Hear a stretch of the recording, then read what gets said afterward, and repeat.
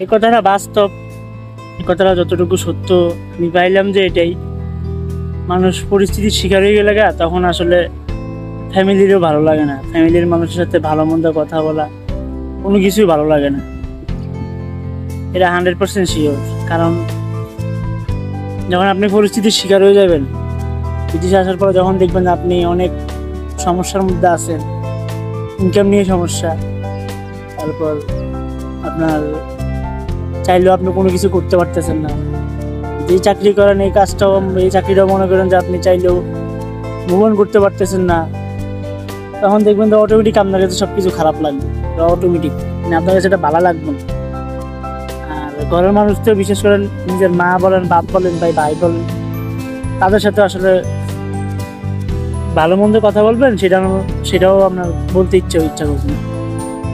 কারণ ভাই আপনি তো বিদেশের বাড়ি আসছেন, আপনার মাইন্ডটা ঠিক নেই। কেন ঠিক নেই? যে আপনার বিদেশের বাড়ি কষ্ট করতেছেন, ঠিক মতো টাকা পান না, ঠিক মতো কথা বলতে পারেন না, তারপর মনে করেন যে চাকরিটাও ভালো করে করতে পারতেছে না, চাকরির ভিতরে সুদূর বুদুর।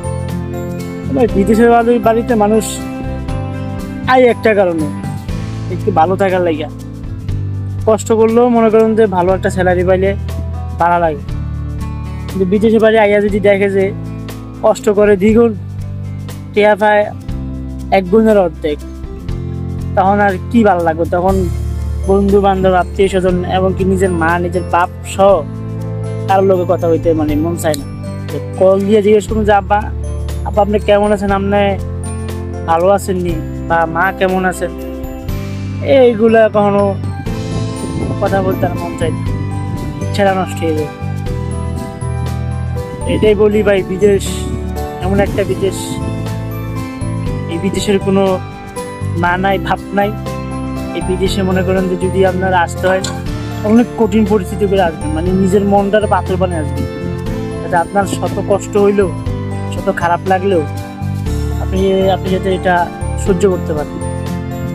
বিদেশের আরেকটা নাম হচ্ছে সহ্য, আর হচ্ছে ধৈর্য। সহ্য করতে পারলে আপনি বিদেশ করতে পারেন, আর ধৈর্য থাকলে সফল হতে পারেন। রাগো এই ধৈর্য নাই, সহ্য করতে পারে না, তারা যেকোনো কিছু করতে পারে না। তার মধ্যে আবার চাকরি রয়েছে, সুদূর বুদুর চাকরি, আবার চাকরি দ্বিগুণ কষ্ট করার পরেও দেখা গেছে বেতন ঠিক মতো পায় না, ঠিক মতো কোনো কিছু করতে পারে না।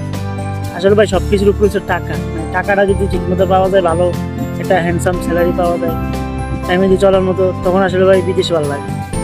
যত কষ্ট আমি দেখছি, আমার রুমের ভিতরে অনেকে আছে মাসে 1-1.5 লাখ টাকা কামায়, অথচ ভাই 16 ঘন্টা 17 ঘন্টা ডিউটি করলে আইসা মানে বাসায় মনে থাকে ধরেন কত 6 ঘন্টা 7 ঘন্টা টাইম, এই 6-7 ঘন্টার ভিতরে ফ্যামিলির 1 ঘন্টা সময় দিয়ে নিজের খাওয়া দাওয়া সহ 6 ঘন্টা বা 5 ঘন্টা বা 4 ঘন্টা ঘুমায়, এবার আবার ডিউটিতে।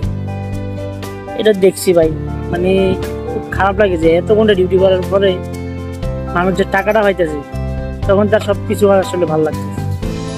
টাকার উপরে সবকিছু ভাই, মানে টাকা যখন পাইবেন, মোটা টাকা ইনকাম করবেন, তারপর যত কষ্ট হোক না কেন, যত সময় লাগুক না কেন, আপনার ভালো লাগবে না, আপনার ভালো লাগবে, কারণ আপনার টাকা আসতেছে, ইনকাম হইতেছে। আপনার তো এটা ভালো না লাগার তো কথা না, টাকা কামাইলে সবকিছু ভালো লাগে ভাই। এটাই বিদেশ।